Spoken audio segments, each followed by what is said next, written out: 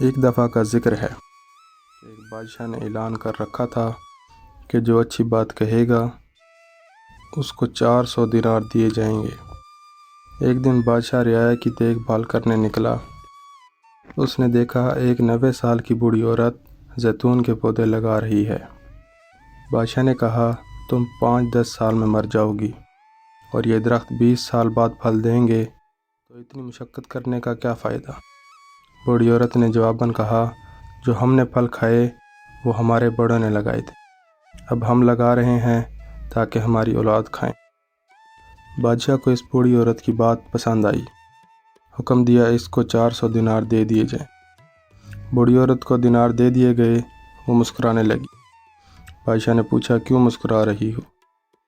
بوڑھی عورت نے کہا کہ زیتون کے درخت نے 20 سال بعد پھل دینا تھا، جبکہ مجھے میرا پھل ابھی مل گیا ہے۔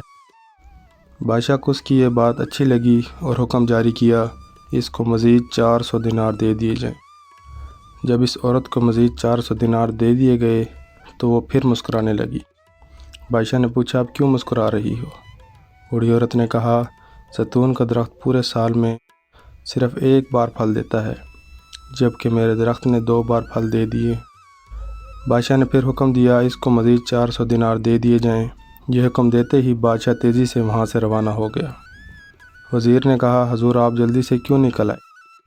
بادشاہ نے کہا، اگر میں مزید اس عورت کے پاس رہتا تو میرا سارا خزانہ خالی ہو جاتا، مگر عورت کی حکمت بھری باتیں ختم نہ ہوتیں۔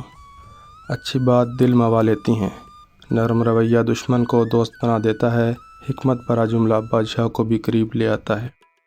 اچھی بات دنیا میں دوست بڑھاتی ہیں اور دشمن کم کرتی ہیں، آخرت میں ثواب کی کثرت کرتی ہیں۔